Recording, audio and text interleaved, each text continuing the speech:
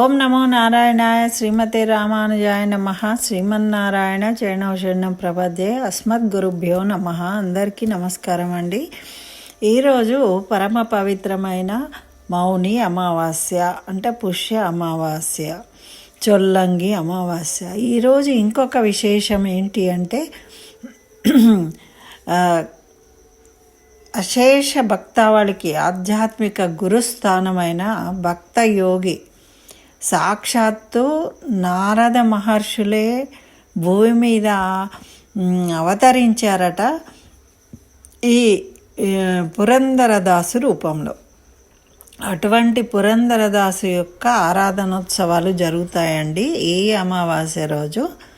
వారి గురించిన విశేషము అంటే అటువంటి భక్తుడుగా ప్రతి వాళ్ళు సామాన్యులుగానే జన్మిస్తారు జన్మించినప్పుడు, కానీ వాళ్ళు విశేషమైన జ్ఞానాన్ని పొంది వాళ్ళ జీవితాన్ని సార్థకం చేసుకుంటారు. దాంట్లో ఆ మార్పు జరిగినప్పుడు జరగడానికి సంబంధించిన కారణాలు ఉంటాయి. వాటిని మనము ఈరోజు ఈ కథ ద్వారా తెలుసుకుందాం. ఈ పురంధరదాసు చాలా గొప్ప ధనవంతుడు, కాకపోతే ఆయన చాలా పిసినారనమాట. అయితే ఆయన పరమ భక్తుడు కావడం ఎలా అయ్యాడు అసలు? మరి అటువంటి పిసినారి బిచ్చం ఎత్తుకుంటూ తిరుగుతూ దైవ ధ్యానం చేసుకుంటూ ఉండే పరిస్థితికి ఏ విధంగా మారిపోయాడు అనేది ఈ కథను ఈరోజు మనం వినడం ద్వారా వారి యొక్క అనుగ్రహాన్ని పొందుతాం. కాబట్టి తప్పకుండా అందరూ వినండి. మహారాష్ట్రలో పూనా సమీపంలో ఒక పురందర్గఢ్ అనే కుగ్రామంలో జన్మించాడు. తను అప్పుడు విజయనగర సామ్రాజ్యంలో ఉండేదన్నమాట. ఈ మహారాష్ట్ర కానీ ఇటు తెలుగునాడు కానీ మద్రాస్ ప్రాంతము కొంత అన్నీ కలిపి విజయనగర సామ్రాజ్యంగా ఉండేది ఆ రోజుల్లో. అయితే ఈయనకి జన్మము అంటే పుట్టినప్పుడు శ్రీనివాస నాయక్ అని పేరు పెట్టారు వీళ్ళ తల్లిదండ్రులు. వారి పూర్వీకులు వజ్రాల వ్యాపారం చేసేవాళ్ళు. అంటే చూడండి ఎంత రిచ్, ఆ రోజుల్లోనే ధనవంతులు అనమాట, బాగా కలిగిన కుటుంబము. అయితే అదే వ్యాపారంలో ప్రవేశించి బాగా ధనం సంపాదించాడు, చాలా తెలివితేటలు ఉన్నాయి. అయితే ఆయన్ని నవకోటి నారాయణుడు అని పిలిచేవారట, ఎందుకంటే ఈయన చాలా మంచి వ్యాపారం చేసి బాగా సంపాదించాడని. ఆ విధంగా అయితే మొదట్లో ఈయన చాలా పిసినారిగా ఉండేవాడు కదా, డబ్బు తప్ప వేరే ఆలోచనే ఉండేది కాదు. ఆయన పిసినారితనంతో ఏ విధమైన దాన ధర్మాలు కూడా చేయనిచ్చేవాడు కాదు. అయితే ఈయన భార్య సరస్వతీబాయి, ఆమె పరమ భక్తురాలు, చాలా దయగలిగిందనమాట, దయాగుణం ఉన్నది. కానీ ఈ భర్తనేమో లోభగుణం గురించి బాధపడుతూ ఉండేదట. పాపం ఏమీ ఇచ్చేవాడు కాదు కదా, అయ్యో ఇలా ఉన్నాడేంటి, ఇంత సంపద కలిగినా అని బాధపడేదట. ఇట్లా ఉన్నప్పుడు ఒకరోజు ఏమైందట అంటే, ఒక పేద బ్రాహ్మణుడు తన కుమారుడి ఉపనయనం కోసం ధన సహాయం చేయమని ఈ శ్రీనివాస నాయక్ దగ్గరికి వచ్చిండు. ఎవరన్నా కొంచెం జమీందారులు అట్లాంటి వాళ్ళు ఉంటే వాళ్ళ దగ్గర వెళ్ళి సహాయం అడుగుతూ ఉంటారు. ఆ విధంగా ఈ పేద బ్రాహ్మణుడు వెళ్ళాడట. వెళ్తే రోజు తిప్పి పంపించేవాడట, నువ్వు రేపు రా అని. ఆ బ్రాహ్మణుడిని అట్లా చాలా రోజులు తన చుట్టూ తిప్పుకుంటూనే ఉన్నాడట, ధన సహాయం మాత్రం చేయలేదు.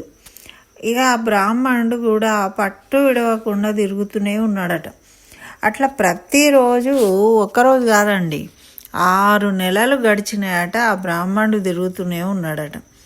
ఈయనని ఎట్లైనా వదిలించుకోవాలని ఒకరోజు ఏం చేసిండట, తన దగ్గర ఉన్న పనికిరాని నాణాలన్నీ కుప్పపోసి అందులో నీకు నచ్చిన ఒక్క నాణాన్ని తీసుకోమన్నాడట. పనికిరాని నాణాలు కూడా ఏదో ఒకటే తీసుకోమని చెప్పాడట పురంధరదాసు.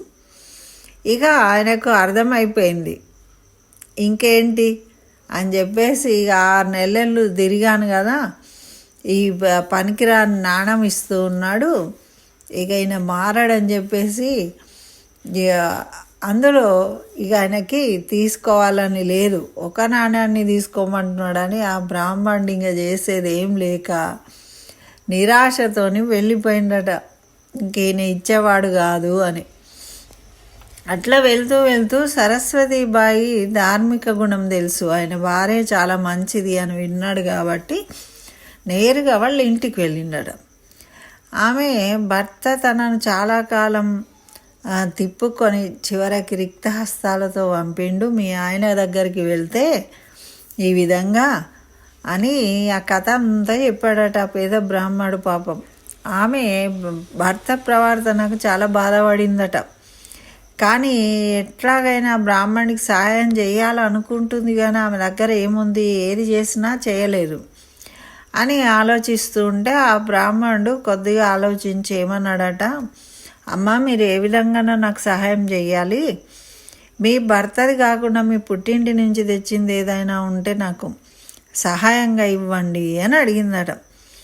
అప్పుడు ఆమెకు ఆలోచన వచ్చింది, తనకు ముక్కుకు పెట్టుకున్న ముక్కెర తన తండ్రి ఇచ్చింది కదా, అందుకని అది ఇద్దామని చెప్పేసి అది తీసి ఇచ్చేసిందట. ఇక ఆ బ్రాహ్మణుడు ఏం చేసిండు మరి, అది తీసుకొని నేరుగా శ్రీనివాస నాయక్ దగ్గరికి పోయిండట దుకాణానికి. పోయి అక్కడ రావద్దంటుంటే మళ్ళీ ఎందుకు వచ్చావు అని పెద్దగా కోపంగా అరిచాడట శ్రీనివాస నాయక్. అయితే ఈ బ్రాహ్మడు ఏమన్నాడు, ఈయన కూడా కోపంతో, నిన్నేమి నేను యాచించడానికి రాలేదయ్యా బాబు, నేను ఈ ముక్కర తాకట్టు పెట్టి అప్పు తీసుకుందామని వచ్చిన అని చెప్పేసి ఆ ముక్కరని చూపెట్టిండట. చూపెడితే అదేంటి, ఆ శ్రీనివాస నాయక్ దాన్ని చూడగానే గుర్తుపట్టాడు. ఆ బ్రాహ్మడు చెప్పగానే అది తన భార్యనే అని గుర్తు చేసేసుకొని మెల్లగా ఆ బ్రాహ్మణ్ణి అడిగాడట, అయితే ఇది ఎక్కడిది అని. అంటే ఎవరో దాతలు ఇచ్చారు, ఎవరింటికో వెళ్తే అని చెప్పిండట. అప్పుడు ఆయనని ఇంకా ఏమి అడగలేను, తెలుసుకోవాలి నిజం అని ఏం చేసిండు, నువ్వు రేపురా డబ్బులు ఇస్తాను పంపాడట. అప్పుడు కూడా ఆ ముక్కను జాగ్రత్తగా ఆయన త్రిజోరీలో ఇనప్పెట్టలో పెట్టేసి తాళం వేసేసుకొని ఇంటికి వెళ్ళాడు. ఇంకేంటి, ఇంటికి వెళ్ళి తన భార్యను పిలిచిండు, ముక్కర ఏదని అడిగిండు. పాపం ఇంకా ఆమె అసలు ముందే భయపడుతుంది, ఏం చేయాలి, ఏవేవో సమాధానాలు చెప్పేస్తుంది.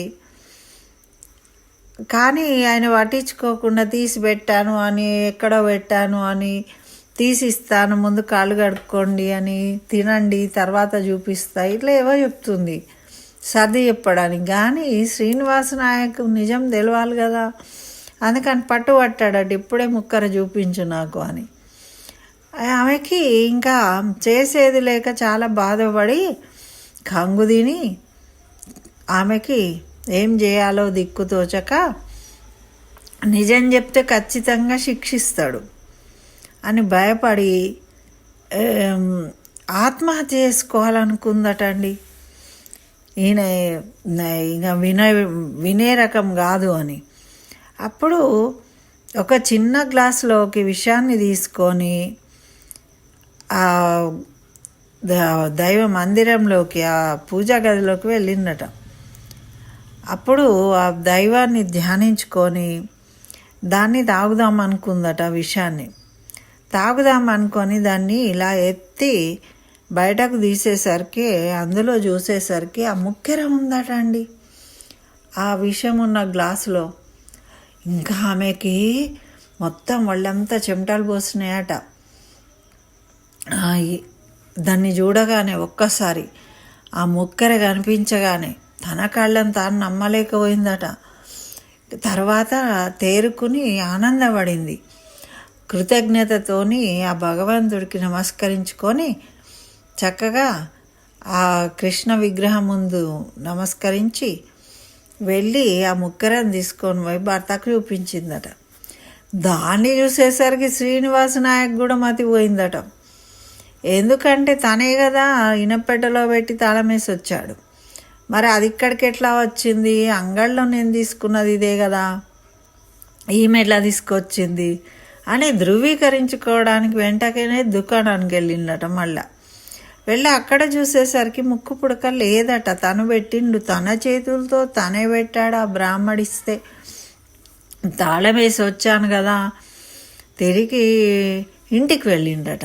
అసలు ఏం జరుగుతుంది తెలుసుకుందామని వెళ్ళేసరికి భార్యను నిలదీశాడట.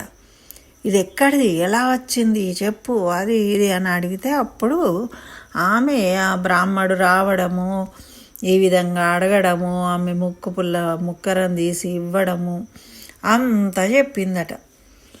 అప్పుడు తెలుసుకున్నాడు ఆ బ్రాహ్మడే ఇక్కడికి వచ్చాడనగానే ఆయన అంతర్మదనం జరిగిందనమాట. అప్పుడు నిజము తెలిసిపోయింది. ఆ బ్రాహ్మణుడు ఎవరో కాదు, సాక్షాత్తు ఆ విఠలుడే అని తెలుసుకున్నాడు. అప్పుడు తనకు జ్ఞానోదయం కలిగించడానికి వచ్చాడు అని తెలుసుకొని 6 నెలల నుంచి జరిగిన విషయాలన్నీ ఒక్కొక్కటి రోజు అతను రావడము, అడగడము, మాట్లాడము, ప్రత్యక్షంగా అవన్నీ తెలుసుకొని మదనపడ్డాడు. అప్పుడు ఆయన కళ్ళ ముందు గదలాడినాయి అవన్నీ కూడా సినిమాలాగా. ఆయన పిసినారితనం మీద, ప్రవర్తన మీద ఆయనకే అసహ్యం కలిగిందట. ఒక్కొక్కసారి అదే జరుగుతుందండి. మనం ఎవరి పట్ల అయినా ప్రవర్తించిన విషయము, వాళ్ళ గురించి మంచి విషయం, వాళ్ళు గొప్పవాళ్ళని తెలిసిన తర్వాత మనం సిగ్గుతో చచ్చిపోతాం. అయ్యో వీరి పట్ల మనం ఈ విధంగా ప్రవర్తించామే అని. ఆ విధంగా భగవంతుడి పట్ల ఎంత అపచారం జరిగింది, నా భార్య ఎంత ఉత్తమురాలు, ఎంత అదృష్టవంతురాలు అని ఒకవైపు ఆనందం కలిగిందట. అప్పుడు తనకు ధనం మీద ఉన్న వ్యామోహాన్ని పోగొట్టుకున్నాడు. అట్లా భగవంతుడిని ఈ విధంగా కష్టపెట్టవలసి వచ్చినందుకు ఆయన దగ్గరున్న సమస్త సంపదలు, అంటే ఆ డబ్బు గురించే కదా పిసినార్దనం చేసి భగవంతుడిని కష్టపెట్టాడు అని చెప్పేసి ఆ సంపదలన్నీ కూడా దాన ధర్మాలు చేసేసిండట. దాన ధర్మాలు చేసేసి చక్కగా శ్రీహరి పరమ భక్తుడైపోయిండండి. అప్పటి నుండి నవకోటి నారాయణుడు నారాయణ భక్తుడైపోయిండు అనమాట. ఇట్లా బంగారు వజ్రాల నగలతో అలంకరించుకునేవాడు, తులసి పూసలు వేసుకొని తంబూరం చేత పట్టుకొని పాటలు పాడుతూ వెళ్తూ ఉన్నాడు. అటువంటి పరిస్థితికి వచ్చేసిండు. మరి ఇటువంటి అంటే తులసి మాలలు ధరించి మరి యాచించడానికి వచ్చిన వాళ్లకు ఈయన ఎన్నడూ వేయలేదు. కానీ ఈయన ఇప్పుడు ఉదర పోషణార్థం భిక్షమెత్తుకొని నలుగురితో పాటు జన్మించి నలుగురితో పాటు మట్టిలో కలిసిపోవాల్సిన శ్రీనివాస నాయక్ పురంధరదాసు అయ్యిండు. ఆ పురంధర్ గడిలో కదండి ఈయన జన్మించింది, అందుకని దానికి పురంధరదాస్ అని పేరు వచ్చిందనమాట. ఈ విధంగా ఈయన చక్కగా భక్తుడయ్యి ఎన్నో శతాబ్దాల తర్వాత కూడా ఆయన గురించి చెప్పుకుంటున్నాం ఇప్పటికి కూడా. అంటే చూడండి, ఆయన ఆ విధంగా కీర్తనలు చేస్తూ చక్కగా పాటలు పాడుతూ నాట్యాలు చేస్తూ ఆనంద పరవశుడయ్యి ఉండేవాడనమాట. అట్లా ఆయన అంత పవిత్రతను పొందిన తర్వాత ఆయన ముట్టుకుంటే రాయి కూడా బంగారం అయిపోయేదట. కానీ ఇప్పుడు ఆయనకు బంగారం అవసరం లేదు, వజ్రాలు అవసరం లేదు. ఆయనకు కేవలము నామస్మరణ మాత్రమే అవసరమైంది. అది నిజం తెలుసుకున్న తర్వాత జ్ఞానం కలిగిన వాళ్ళు చేసే పని అన్నమాట. ఈ తుచ్చమైన వాటి మీద వ్యామోహాన్ని తొలగించుకోవడమే జ్ఞానము. అట్లా ఈయన భక్తుడుగా మారిపోయి ఎన్నో కీర్తనలు రచించాడనమాట. అటువంటి గొప్ప వాగ్గేయకారుడు ఈ పురంధరదాసు. మరి అటువంటి పురంధరదాసు యొక్క ఆరాధనోత్సవాలు జరుగుతాయండి. ఇప్పుడు ఈ అమావాస్యను రోజు అంటే మనకు ఈ పురంధరదాసు యొక్క ఆరాధనోత్సవాలు 4 రోజులు జరుగుతాయట. ఆ 4 రోజులు కూడా వైభవంగా పురంధరదాసు కీర్తనలు వాడుతూ ఉంటారు. చక్కగా ఆయన గురించి ఆరాధనలు జరుగుతాయన్నమాట. మరి దర్శించుకునే వాళ్ళు చక్కగా అక్కడికి మంత్రాలయం వెళ్ళినట్టయితే దీన్ని దర్శించుకోగలుగుతారు.